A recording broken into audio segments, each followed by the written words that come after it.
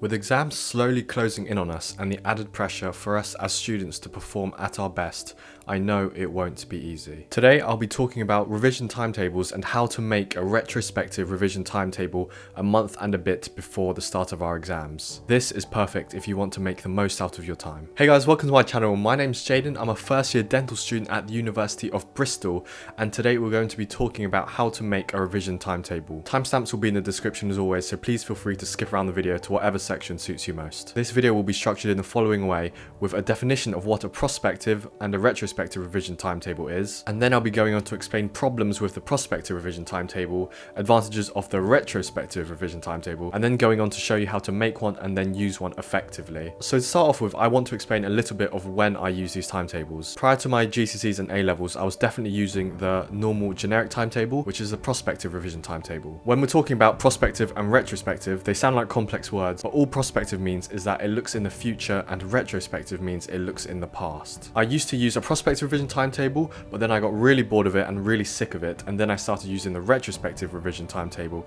which I'm still currently doing now, and it's so much more enjoyable and so much easier for me to keep on track of everything. And I particularly found that this timetable, which I got from Abdaal, is very good for people who don't really want to spend the whole day revising, or they want to focus on specific parts of their learning instead of setting out a schedule which you have to follow every hour of the day. And that brings me on to my first point, which are some of the disadvantages of the prospective revision timetable. As you can see in these iPad animations, which I drew a basic revision timetable that I know a lot of students will make. It focuses a lot more on the time spent on each topic and each subject rather than the actual quality of the work and what you're working towards. With revision, it's especially important that you focus on quality over quantity, as I learned that from very early on that you need to focus on how much you learn about the topic rather than how much time you spent on it. But unfortunately, this is a very common problem that a lot of students fall into. Instead of thinking by the end of today I should have finished these 5 topics or these 5 subjects, you should be thinking of the bigger picture. For example, by the end of this examination period, I want to know everything about every topic. And I know this sounds really vague, but I'll be explaining all of this in much more detail later on, giving you examples of everything and how you can do it too. Another disadvantage is that you don't actually know how well you know each subject or topic. As you can see, you can tell which day you've revised each topic, but this doesn't really give you any real indication that's important to you. You can see that on the 1st of April, I revised biology, chemistry and physics,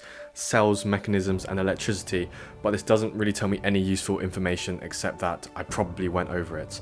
It doesn't tell me what I'm struggling on, what I'm good at, and whether I need to go over it again or whether I don't. It literally just tells me the subject and the topic. This timetable is also not realistic as it plans most hours of most days, and this is a very basic one, but I know a lot of people go into much more detail about it. This gives you a lot less free time, as if you miss one day or if you miss one topic, this can have a big domino effect and sort of backlog every single topic from then on. It's not realistic at all, as things do come up in your day which you can't control, and you may need to adjust things, and if you adjust it with this timetable, you just feel like you're messing up everything. What you should be doing is focusing more on the topics which you struggle on and less on the topics which you find easier. Having all this planned out really limits your freedom and gets you into this mental barrier where you have to follow this hour to hour, and it really feels like a routine you can't really get out of. And if you do mess something up, like I said, you feel like you've messed up your day or your week. And from making these timetables, you can actually be burnt out already before you even start revision, as you see how much you need to cover and how much you need to do each day. People get overwhelmed very easily, including myself, as I don't really like to look at this, and it's the worst experience when you do feel burnt out before you even start. And as GCSEs and A-levels are coming very fast, you do not want to feel like this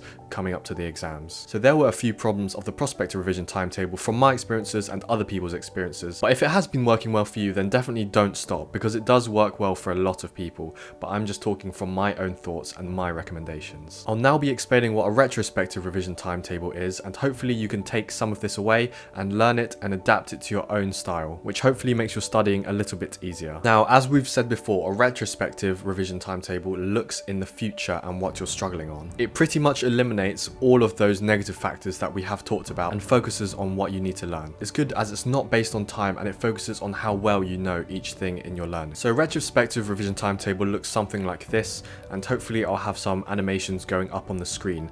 As you can see, I've got anatomy and all the topics, and I've got a few dates there. You can use textbooks like the CGP ones or the exam board ones to write out all the topics you need to learn. As you can see, number 1 is anatomy, and then the heart, blood supply, lungs and the tongue, and the dates just show show when I studied it. So on the 1st of April, I studied the head and neck and the blood supply. 2nd of April, I studied the heart, and the 3rd of April, I studied the lungs, tongue, and the blood supply for the 2nd time. As you can see, this is very vague and it doesn't really limit your freedom at all. This is just the beginning of it, and it's a very powerful system to see where you're struggling on. So after you've went over it a few times, or even the first time, you can start color coding and marking everything, which is really how this system works.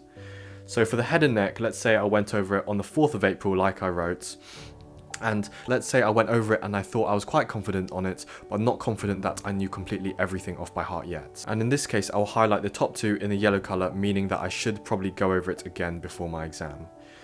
And then on the 3rd of April, I went over the blood supply, and let's say I went over it and I found it really easy and I could really memorize everything, and so I'll mark this as a green color. And let's say on the 5th of April I went over the lungs and the tongue and I found this particularly challenging, so I'll mark it a red color to indicate that I should go over it again soon. So now let's say it's the 7th of April and I haven't done anatomy for a little while, so I decide to come back to anatomy and look over my revision timetable.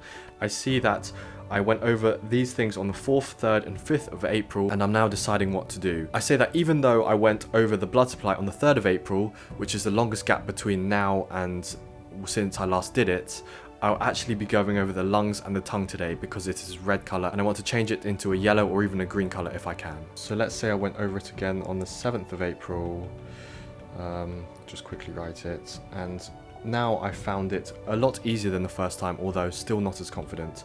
So I'll change my highlighter to yellow and scribble it in like this. And now it's the 8th of April. I went over yesterday on the lungs and the tongue, and I want to do something a bit different, so why not do the head and neck and the heart? So now we would write on the 8th of April, and I went over these now and they're very good now and I know everything about them, so let's turn this into a green. And as I'm turning this into a green, I don't really need to go over it anytime soon, maybe in a few weeks if I feel that I still need to do a tiny bit more, but this is not a topic I'm struggling on at the moment, so I should focus on other ones. And you would do this for every single topic of every single subject, or however you split your learning up. And this is a very simple and clear traffic light system which helps you identify what you need to be working on right at that moment. If you don't know where to start in your long list of topics, a really simple way to figure out what you should be revising on is to ask yourself, if the exam were tomorrow, which topic would I least like to be tested on? And this answer is the one you should start with. In this way, using the retrospective revision timetable, we aren't trying to predict the future like we are in the prospective revision timetable, as we don't know what we're going to be struggling on in 6 weeks, 4 weeks, or even 2 weeks time, because that is how the prospective revision timetable works, which doesn't really make much sense if you think about it. This way, we are being the most efficient as we can by focusing on our weakest areas, and we are squeezing the most out of time in preparation for our exams. Now, with these iPad animations, I wouldn't write them on an iPad or on a piece of paper. I would normally do it on Google Sheets, and I might put something on the screen which sort of shows how I've been doing things and how I'm keeping track of everything, as Google Sheets makes it a lot easier if you have a lot of subjects and a lot of things you need to learn. It's very easy to make, it barely takes any time at all, and you can get started right away, and you don't have to be carried away with deciding what topic you want to start on. I really hope you've learned something useful from this video. If you have, please consider liking the video and subscribing to my channel. And I know exams are coming up soon, but you still do have time to revise and you still do have time to improve, so make the most of it whilst you can. If I've missed anything out that you'd like to add, or if you have any questions you want to ask, please put them in the comments below. It's really interesting to see other people's ideas on this subject. Thank you very much for watching the video. I'll hopefully see you all again. Wishing everyone the best.